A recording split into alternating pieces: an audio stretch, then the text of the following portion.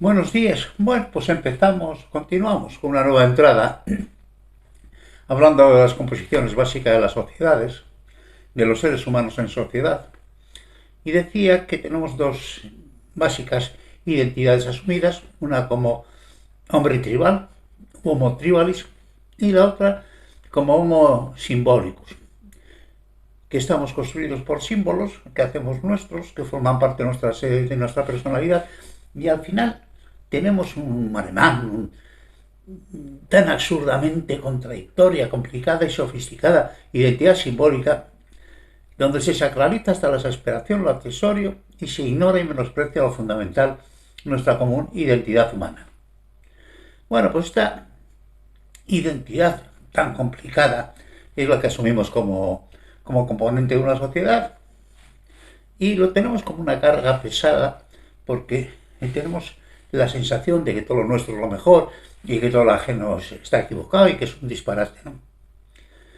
Y cuanto menor sea el proceso formativo del individuo, más posibilidades tendrá de verse inmerso en confrontaciones violentas por razones asociadas a esta descripción.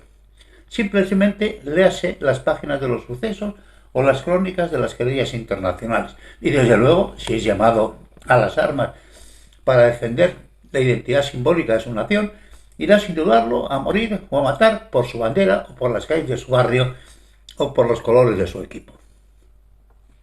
No es ningún disparate, lo estamos viendo en las crónicas de sucesos, esos enfrentamientos entre los hooligans de un equipo, en fin, esos disparates convivenciales.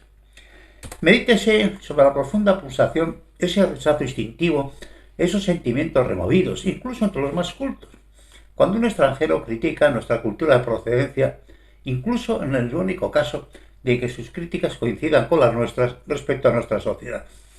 Pero una cosa es mal hablar de tu sociedad y otra cosa completamente distinta es que mal hablen. El ser humano es muchas cosas, muchas realidades entrelazadas y superpuestas, todas ellas ciertas.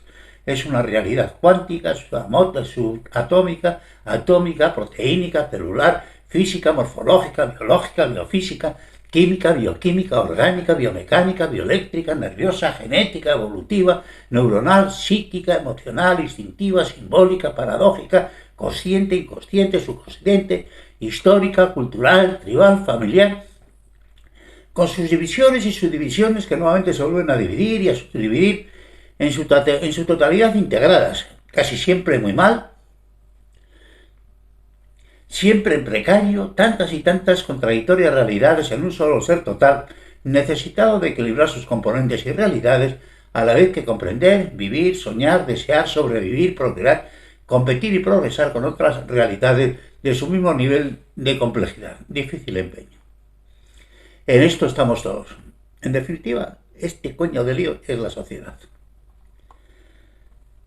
En el desordenado mundo actual de la progresión de la evolución cultural de la especie, los antropólogos tienen la fortuna y el resto de la humanidad la desgracia de poder contemplar especímenes vivos de todos los estadios de la civilización humana virtualmente desde el Paleolítico, con una visión hacia nuestro pasado remoto que nos entronca con los primitivos homínidos hasta nuestros días.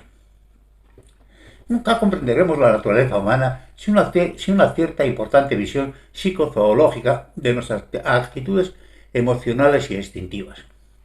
Sin entender qué somos y a dónde procedemos, tenemos obligatoriamente, para intentar comprendernos un poco, tener una cierta visión psicozoológica, porque en definitiva ese animal instintivo y feroz es de donde procedemos. Y sin entender y sin asumir que solamente referido al Homo sapiens, el hombre como más o menos somos hoy, el 99% de nuestra común historia cultural ha discurrido en la Edad de Piedra, que para algunas naciones de nuestro mundo ha terminado hace solo 2 siglos, y para algunas tribus humanas, por ejemplo en el Amazonas, todavía no ha acabado. Igual que para muchos ignorantes contemporáneos presentes en todas las culturas humanas, cuyo nivel de conocimientos está más cerca de nuestros remotos pasados que del mundo donde hoy vivimos. En contra del conocido adagio de Sartre, que debemos amar al ser humano no por lo que es, sino por lo que puede llegar a ser, la realidad nos demuestra una y otra vez que podemos devenir en sublimes o en la peor aberración posible.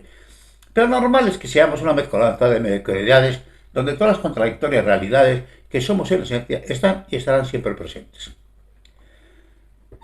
Si consideramos además los larguísimos tiempos de lo pasado irracional, el 99,999% de nuestra historia es la historia de nuestra irracionalidad y podemos empezar a visualizar la heterogénea mezcolanza que las sociedades humanas somos y la inestable base sobre la que descansa nuestra pretendida civilización.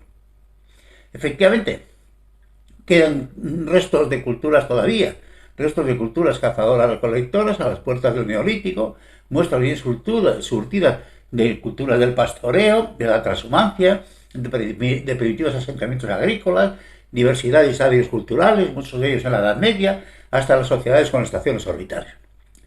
Este es el lío del mundo. ¿Cómo poder progresar juntos, todos juntos, los hermanos existenciales, con tales diferencias de educación, de cultura y de entendimiento del mundo y de la vida? Algunas culturas con un pie en la prehistoria, muchas en estadios culturales de siglos pasados y otras con ambos pies en el tercer milenio, pero todas igualmente pasados y presentes instintivos que en última instancia resultan ser lo que somos en su mayor parte. Naturalmente, con las contradicciones de encontrar un teléfono móvil en la Amazonía, un transistor en lo profundo de la selva africana y un dispensador de Coca-Cola entre los aborígenes australianos. No hay impermeabilidad en nuestro mundo actual.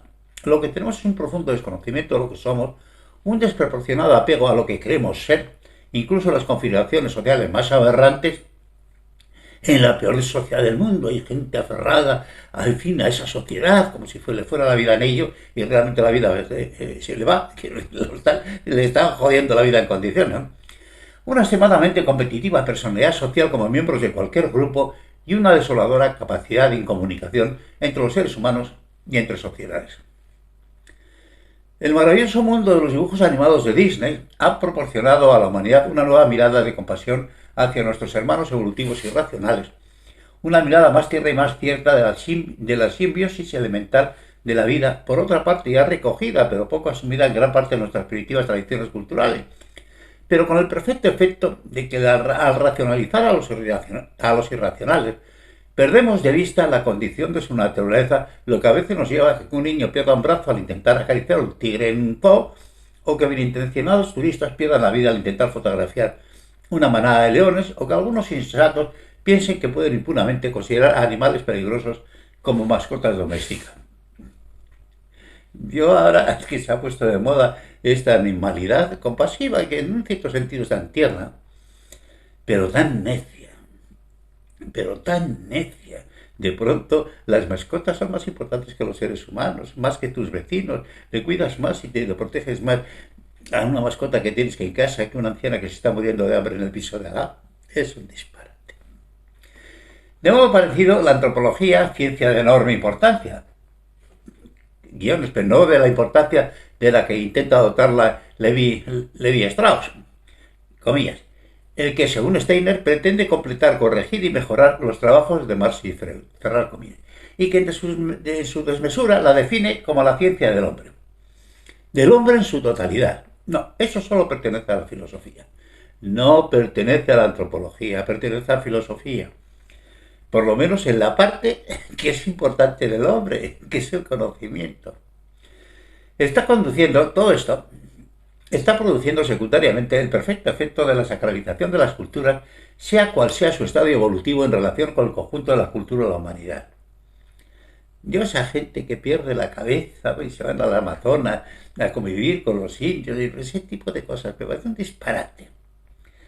Sí, me parece un disparate. Cuando lo que tendría que ir es ayudar a salir de ese estadio de la prehistoria, ¿verdad? Las culturas humanas, ninguna, no pueden ser sacralizadas, ya que son sólo temporales estadios evolutivos culturales y que deben ser respetadas sólo en el caso de ser respetables y sólo en las partes que lo sean. Ninguna cultura humana es permanente. Estamos inmersos en un viaje continuo por la cultura, caminando hacia el futuro. Y desde luego, esa sacralización de esos atavismos, de esas tribus perdidas y tal, me parece un disparate. Me parece un disparate, no que vayas a ayudar a tus hermanos que estén más atrasados, eso me parece magnífico. Me parece un disparate que piensan que eso es la Arcadia feliz. Cualquier tiempo pasado fue peor. Cualquier tiempo pasado fue peor. Causa estupor pudor y un mucho de vergüenza ajena esa especie de acercamiento reverencial a los primitivismos, la sacralización de atavismos, la morbosa ensoñación de intentar encontrar el paraíso perdido en nuestros lejanos pasados, olvidando el dolor, la enfermedad, el desamparo, la servidumbre, la pobreza y la miserable e ignorante realidad que fueron, dando mucho la razón a la malévola descripción de la antropología como la pseudociencia, comillas, que adapta, selecciona e interpreta los hechos de acuerdo con sus prejuicios. Guiones, hijos de tiempos y desarrollos culturales distintos. Guión. Mientras que los salvajes son tan serviciales que hacen lo que sea necesario para sustentar guión, y llenar de contenido y cerrar guión, las teorías de los antropólogos. Y si alguien puede ejemplarizar, sin duda es la antropóloga norteamericana Margaret Mead, en su trabajo sobre la sexualidad en Samoa, donde los ingenuos primitivos la tomaron el pelo en condiciones, pero sin restarle un ápice de mérito a su ingente trabajo en estos campos y a fundamentar de alguna forma su especialidad. Más cierto parece ser la idea de que la cultura humana, considerada en su conjunto, es una escalera de progreso hacia superiores niveles de conocimiento, moralidad, concordia y civilidad, y donde las distintas culturas humanas se encuentran en diferentes y desnivelados desarrollos evolutivos culturales y de configuración social. Y desde luego no parece motivo de complacencia la continuación y permanencia de estadios culturales que pertenecen ya a pasados lejanos en la cultura máxima de la humanidad, cuando realmente la propuesta debería ser la urgente y exigente acceso por medio de la educación y la cooperación internacional a los niveles promedios de la cultura humana, una cultura humana que nos sirva para todos, equiparar el concepto de civilización solo a los mejores desarrollos morales, donde todos nos sintamos en la adecuada y solidaria casa común que en este mundo debe ser para todos. Abrir comillas. El hombre es un producto social y la sociedad debe impedir que se pierda para ella. Unamuno. Es un pensamiento absolutamente acertado. La sociedad tiene que impedir que los seres humanos se pierdan. Cuando yo veo la rebaja en los niveles de educación, de exigencia de la educación, que parece que se ha puesto de moda en estos momentos, me parece que es un crimen contra la humanidad, y esos dirigentes sociales y políticos tendrían que ser juzgados y condenados a perpetuidad. No puedes no puedes permitir que los hombres se pierdan por descuido de la sociedad. No se puede permitir. Pretendidas respetables civilizaciones donde la vida media de sus miembros es la mitad que en el mundo desarrollado, donde la mortalidad infantil es una hecatombe, donde la ignorancia es la constante, donde las convenciones morales están lejos de la moral relacional más o menos asumida de consenso de la familia humana, donde los edificios sociales son una ruina y la desprotección, la ignorancia y la tiranía se enmascaran en una pretendida forma cultural o religiosa de entender y de entenderse en el mundo. Estas consentidas perversiones sociales no pueden representar una cultura a respetar, ni pedir que sean respetadas. Son una ignominia colectiva. Son una ignominia colectiva. Muchas sociedades europeas han avanzado siglos en los últimos 50 años. En Norteamérica, en el siglo prodigioso de 1850, pasaron de la conquista del oeste al viaje a la luna, del Pony Express al email, y los últimos 50 años han sido vértigo.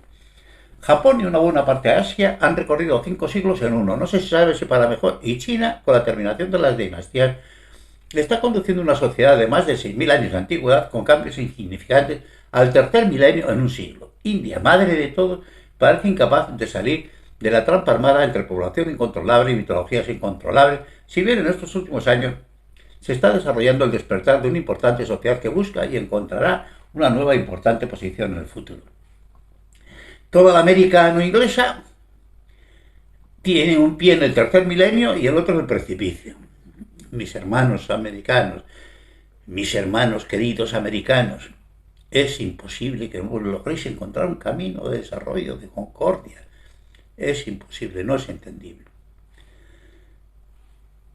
Pues la verdad es que la parte del mundo que más me duele por cercanía, ¿no? La ex Unión Soviética vive su particular infierno contradictorio de cambio de modelo social, territorial, económico y político. Otras culturas, camino de un país desarrollado y de ocupar la posición que tiene que ocupar, la posición que Rusia tiene que ocupar en el mundo, porque es un incesto de las tierras emergidas. con una población muy calificada culturalmente. Y ahora están saliendo de un disparate social que les ha durado un montón de años, que les ha durado casi un siglo, y ahora tienen que salir de eso y encontrar su lugar en el mundo. Otras culturas no logran acceder de pleno al lugar que por tradición les corresponde, como los árabes, que parecen empeñados en volver a las esencias de un mundo que ya no existe ni existirá, y la irresponsable descolonización africana parece haber condenado a este maravilloso continente a caminar aceleradamente hacia el pasado, solo que esta vez cambiando las lanzas por cañones y por metralletas. Pero no olvidar el machete, tampoco olvidar el machete.